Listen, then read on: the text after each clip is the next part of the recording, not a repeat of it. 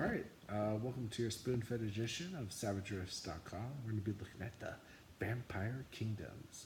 All right, you guys went from a massive macro combat of 200 plus vampires, and you guys like wiped out 70 of them in one round, to a micro sort of duel scenario.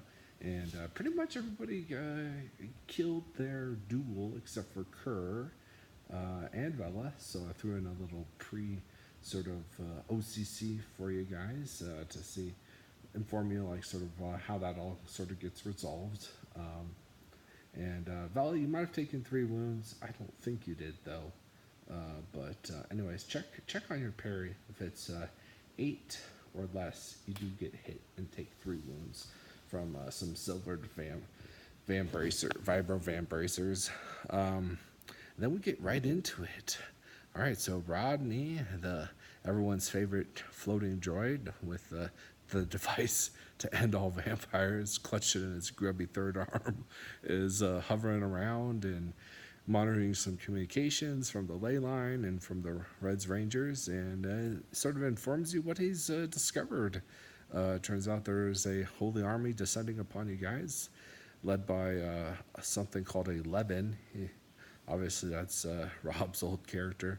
And then we got, looks like he, along with the help of some True Atlantean shifters, oh, there's no way they could be related to Chris. No way at all.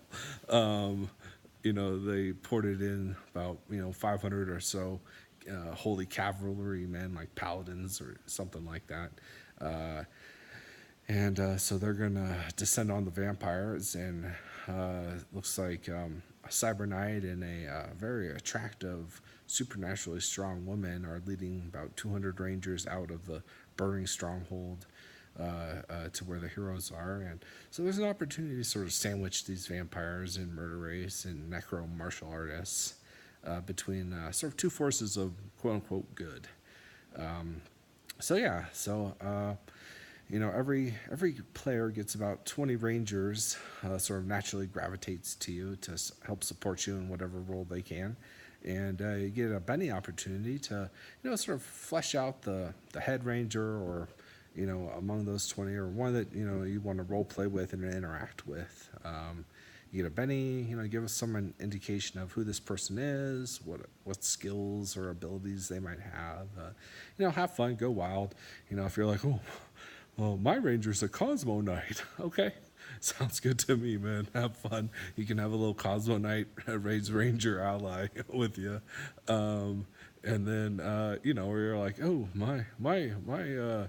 it's Isis's daughter is my ally. Sure, whatever. You guys have fun. Get a Benny. Give us a little NPC. And so that I can use them. Not against you. No, I'll never use them against you. And then we go right into a quick combat. It's not a hard quick combat. Modifier is at +2. Just for the circumstances you guys are in, I'm pretty sure you could wipe out 700 vampires in your sleep if you got close enough to a ley line. I did, put a little, Pender twist to it, where I gave you an optional roll, a D4 roll, to sort of help you set a theme. Then the quick combat itself, we're not going to be using a traditional sort of resources. The resources spent, or resources lost, depending on your role, are actually the troops under your command. So remember those 20 rangers that were assigned to you? Well, that's what you have the opportunity to lose. Going from crit failure all the way to double success and beyond. I did toss in a little option. If you really want to narrate some awesome failure, just go ahead and choose that crit failure option. D3 wounds that aren't soakable and they're past the golden hour. You lose 46 troops, so you could lose them all, including that awesome Cosmo Knight you just created as an NPC and got a Benny for. However, you do get a roll on the experience and wisdom tables, so yay, awesome you, because failure is the best teacher of everything. Or if you just happen to luck into rolling crit failure, you still get a roll on that experience and wisdom table. So, there's really no downside for that crit failure roll, other than if you're already at 1 wound, you could die. So, yeah. So, anyways, have fun with that. Enjoy your narration. Just wipe up those vampires, kill them all. You guys know what to do. All right, and we're gonna be hopefully in a week hitting up the next scene, and enjoy. Thanks for listening and watching this spoon-fed edition of SavageRiffs.com.